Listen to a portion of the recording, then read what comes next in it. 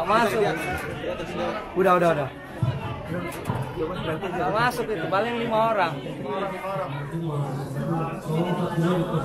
Ayo kita ke atas. Ayo kita ke atas. Mari kita untuk mendapatkan keberkahan dari Allah Subhanahu wa taala, mari kita buka dengan bacaan basmalah. Bismillahirrahmanirrahim.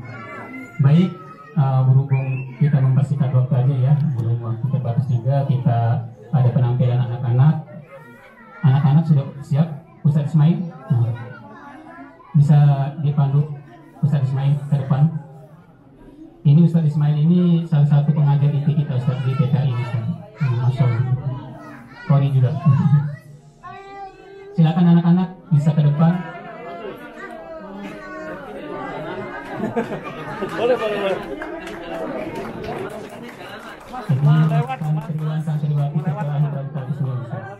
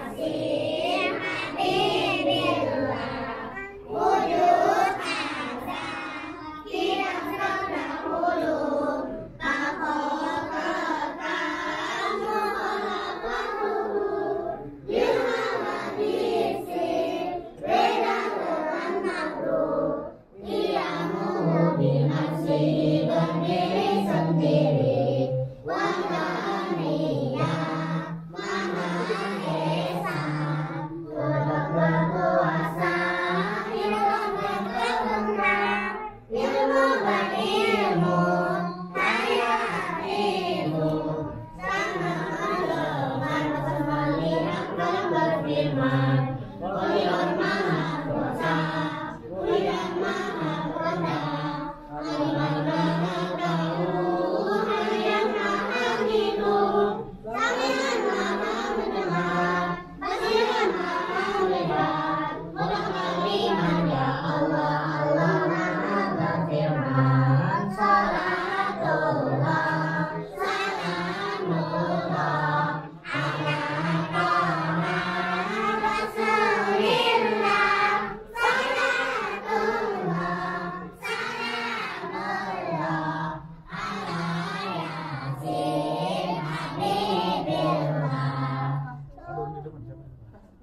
Yo,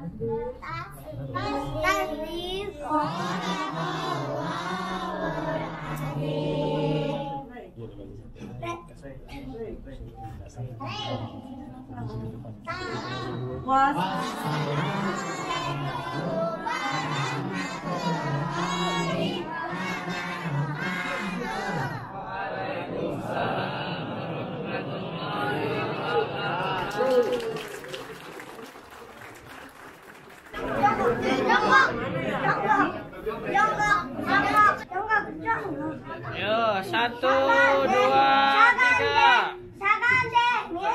Kali lagi. 1, 2, 3. Oke, ayo. Oke.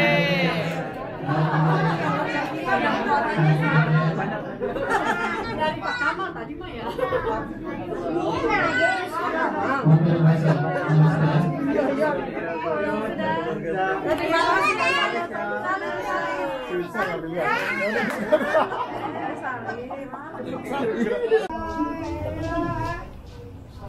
Bismillahirrahmanirrahim. Assalamualaikum warahmatullahi wabarakatuh. Alhamdulillahilladzi anzala baina qulubina fa'asbahna bihi ikhwan. Wassalatu wassalamu ala rasulillahi alladzi ila sunnatihi syarifati asbahna lil muttaqin amana. Wassalamualaikum alaihi wasallam wa ala alihi wa sahbihi wa dhurriyyatihi wa ummatihi ila yaumil 'adli fi amana wa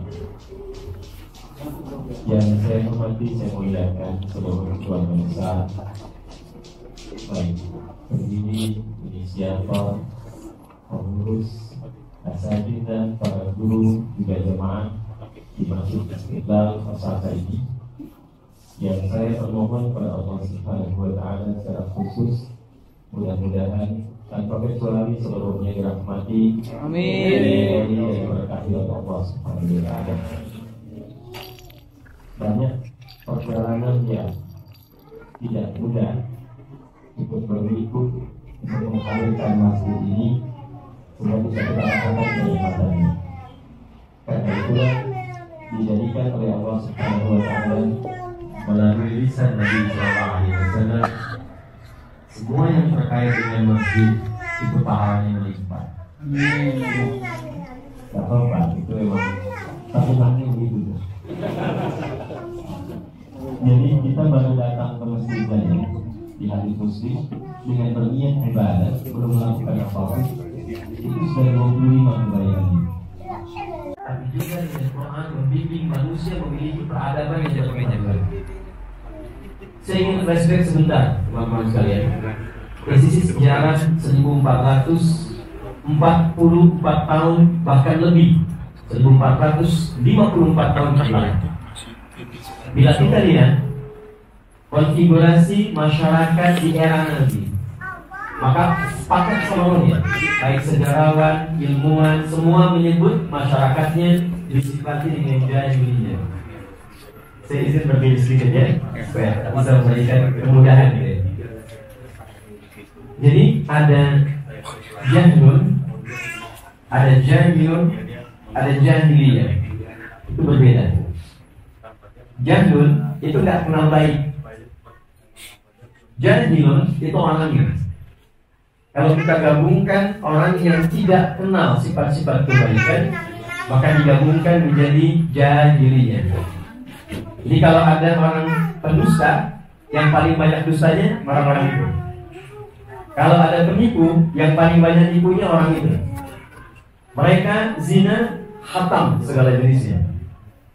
Mabuk paling minimal 5 kali. Jadi pemabuk amatir itu paling minimal 5 kali baru disebut amatir, belum profesional. Jadi kalau ada sekali 2 kali mabuk itu masih coba-coba. Kemudian begal. Kalau sekarang 1-2 tidak kelihatan, dulu sekampung begal semua. Itu kampung Gifar tuh begal semua isinya. Makanya nanti pemimpinnya masuk Islam, diantaranya Jundub bin Junadah, merubah kampung itu menjadi kampung Islami yang punya semua sifat kemuliaan. Makanya kemudian kelak dipopulerkan namanya dengan Al-Ghifari. untuk memberi kesan saya dulu berasal dari kampung begal dan Islam merubah saya menjadi lebih baik sekampung semua.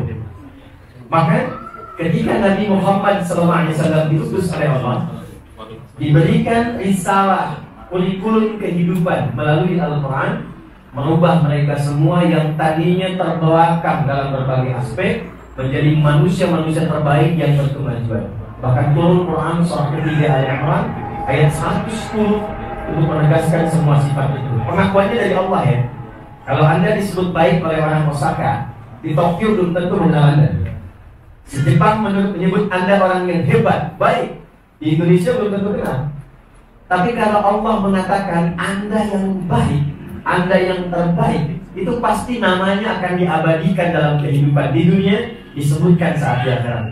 Siapapun pasti akan mengenal. Maka turun Quran surah ketiga Al-Imran ayat 110. Kuntum khairal ummah. Kalian umat terbaik ukhrijat linnas yang pernah beraktivitas di bumi. Coba ya, sudah lewat 15 abad yang lalu. Antum kenal Umar bin Khattab? Kenal di mana? Viral sampai sekarang kan? Padahal nggak pernah ketemu kita, nggak pernah berpapas, ya kan?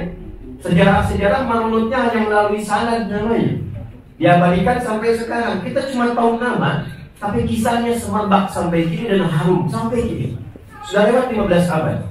Dan di semua aspek kehidupan. Siapa dulu yang kenal dengan Uthman bin Affan, Abdurrahman bin Auf, Ali bin Abi Thalib, Talha bin Ubaidillah, ya? Kemudian Tamim Ad-Dari, Khalid bin Walid. Tapi semua ketika mengikuti petunjuk Nabi lewat Al-Quran, namanya diviralkan bukan sekedar nama, tapi semua keharuman yang menyertainya. Tuh, sampai kaget kan lembu. Tuh. Dan menariknya, kurikulum itu diwariskan. Al-Qurannya dijamin abadi. Sampai kini itu sama, lafaz hurufnya semua tidak berubah. Diikuti oleh generasi setelahnya. Nabi SAW wafat, sahabat melanjutkan isi Al-Quran kepada generasi setelahnya disebut dengan tabi'in. Amr bin As jalan-jalan membawa risalah Quran. Nggak bilang ngajak Islam, nggak, cuma menunjukkan sebagai Muslim. Isi Quran dipraktikkan. Kedermawanannya, toleransinya, kemuliaannya, sifat berbaginya, nggak mencela orang, tidak merendahkan orang lain, berbagi, menampilkan akhlak. Persis sebagian, mungkin saya katakan sebagian kecilnya atau 10% yang dipraktekkan di Jepang ini secara umum. Humble-nya, disiplinnya, baiknya, itu dulu itu yang dibawa. Dan hampir jarang sekali yang mengatakan masuk Islam, masuk Islam, masuk Islam. Mereka hanya mempraktekkan isi Quran. Maka apa yang terjadi? Dari Afrika Utara dimulai dari Mesir, Libya, Tunisia, Maroko, Aljazair, nyebrang ke Syam, Yordania, Palestina, Syria, Libanon. Berarti nanti di Syria itu semua yang dilewati keseluruhannya berubah menjadi suasana Islami. Kotanya maju, punya peradaban. Bahkan nanti setelah meninggalnya, semua wilayah itu menjadi provinsi dari kekuasaan Islam yang ada di Madinah pusatnya. Itu Afrika Utara itu provinsi. Gubernurnya bernama Musa bin Nusair, panglima kodamnya, panglima wilayahnya bernama Tariq bin Ziyad. Satu kekuatan Tariq aja yang panglima kodam itu ketika diminta membantu ke Andalusia, Iberia sekarang, Spanyol dan sebagian Portugal itu, datang ke sana, membantu orang-orang di sana, dibuka kemudian bangun peradaban sampai 7 abad. Itu yang diterapkan nilai Quran. Dan itu terwariskan. Jika kita mengenal generasi setelahnya, generasi hebat. Sa'ad bin Abi Waqqas mau ke Cina, mampir ke Balas, 414 km dari kota Medan. Cuma singgah jadinya Nusantara, Indonesia.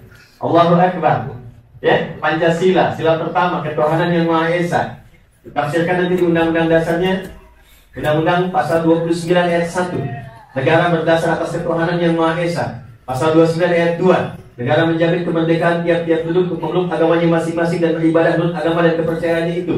Di bawah Undang-Undang Pendidikan, Undang-Undang Sisdiknas nomor 20 tahun 2003, pasal menimbang yang poin B, Undang-Undang Dasar 1945 mengamanatkan kepada pemerintah untuk mengusahakan satu sistem pendidikan yang meningkatkan keimanan dan ketakwaan kepada Tuhan Yang Maha Esa serta akhlak mulia.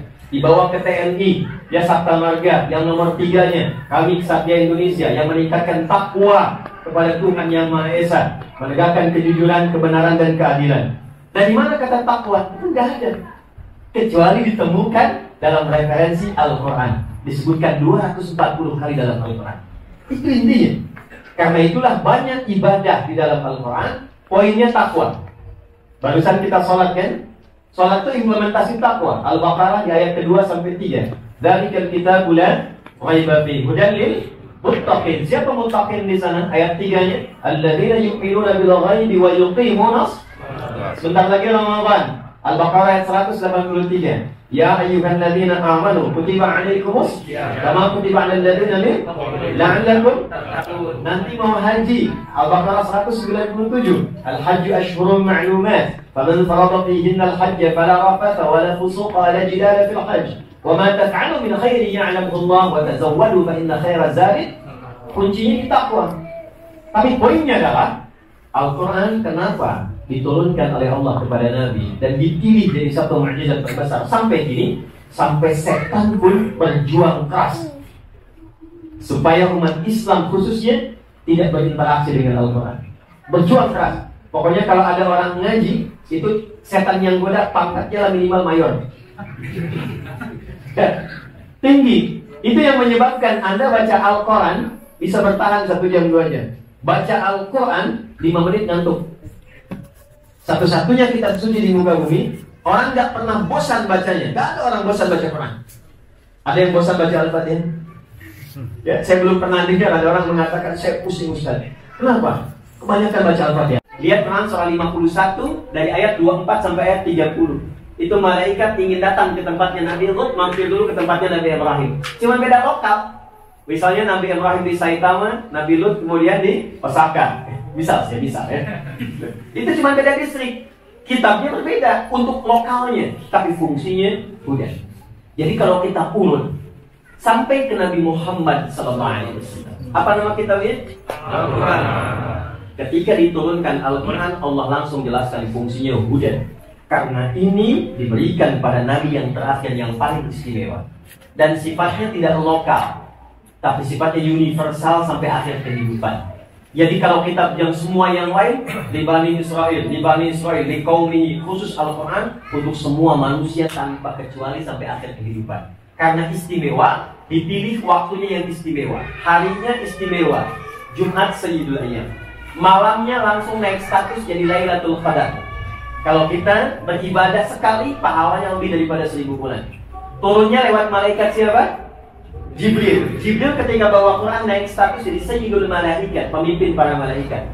Diturunkan pada Nabi Muhammad, dipilihkan bulannya langsung Ramadan. Al-Baqarah ayat 185. Syahrul Ramadan alladzi unzila fihi, teruskan, hudal linnas.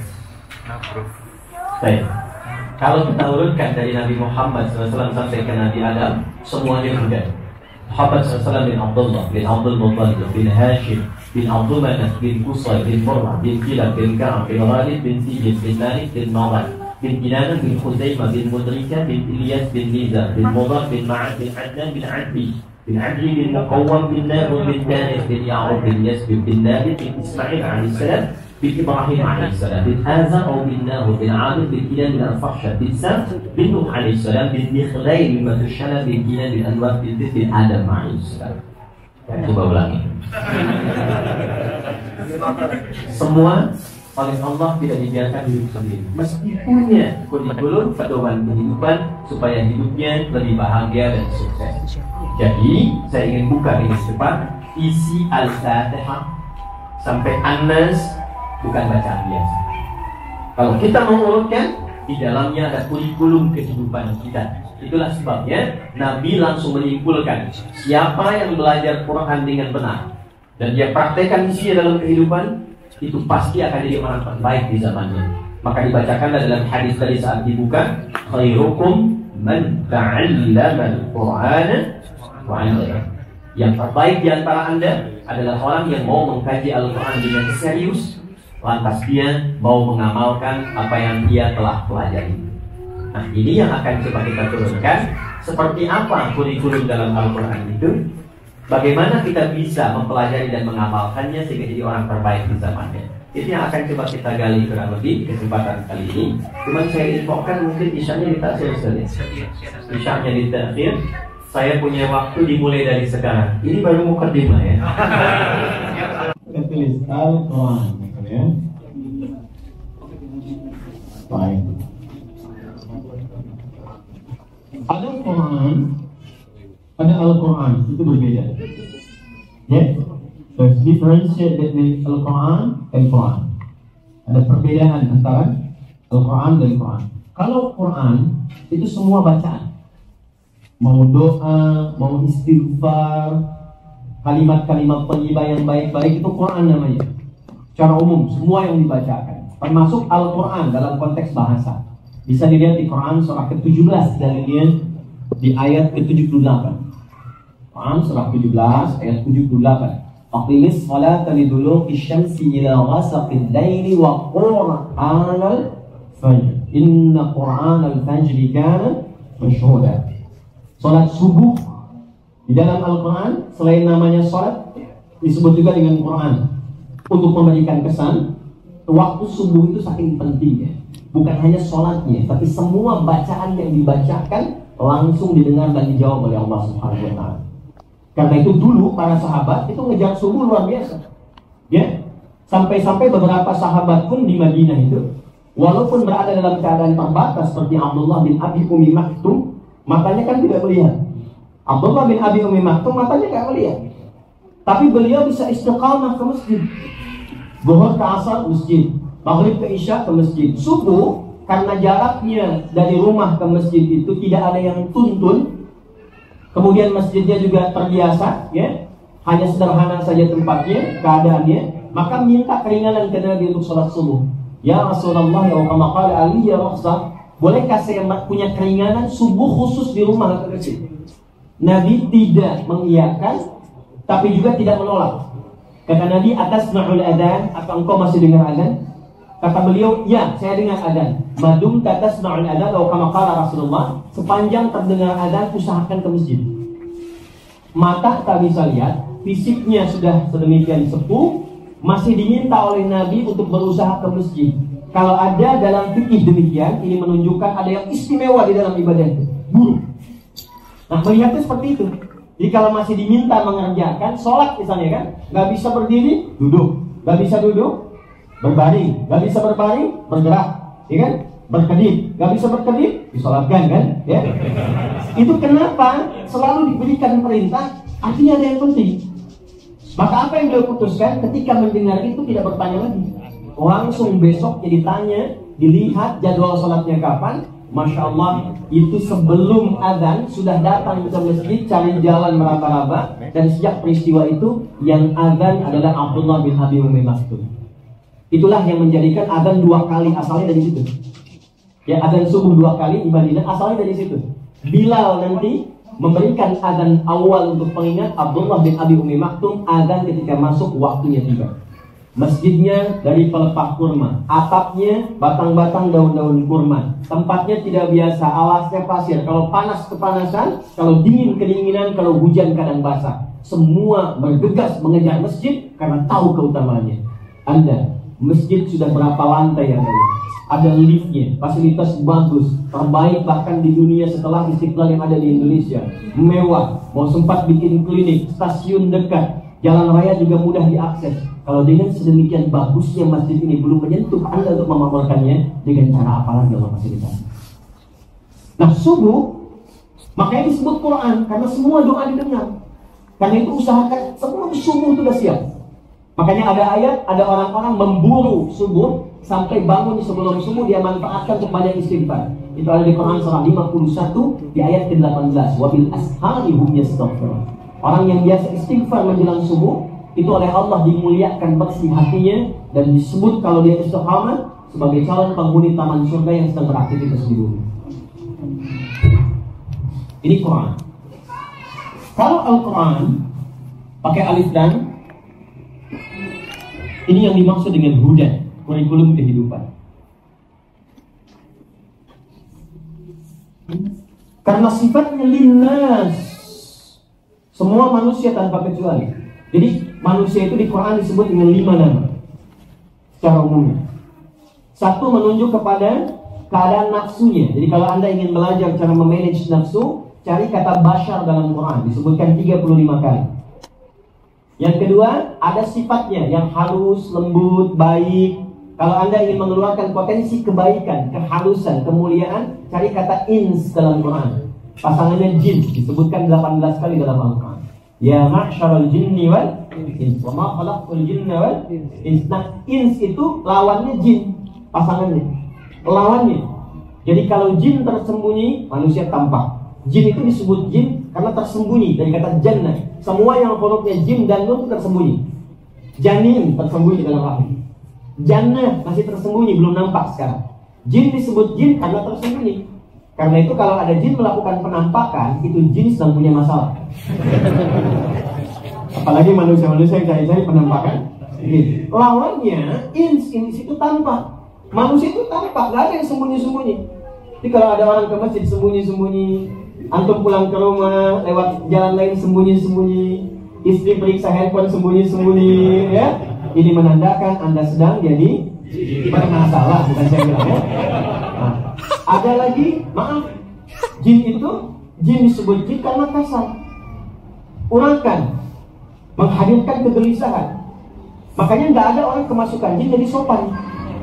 Coba cek, orang kemasukan jin nggak ada yang sopan, kata-katanya meracau, perbuatannya mengacau. Manusia itu lembut. Makanya kalau ada manusia, maaf, kata-katanya kasar, perilakunya merusak, suka melecehkan, mengganggu orang lain, patut dipertanyakan kemanusiaannya. Apa yang menyebabkan dia berbuat seperti itu? 3, insan, disebutkan 65 kali dalam Al-Quran. Insan itu secara personal bagaimana melakukan kegiatan dari bangun tidur sampai tidur lagi. Cepat. Yang keempat, Bani Adam, 7 kali disebutkan di Quran untuk menunjukkan genealogi kita.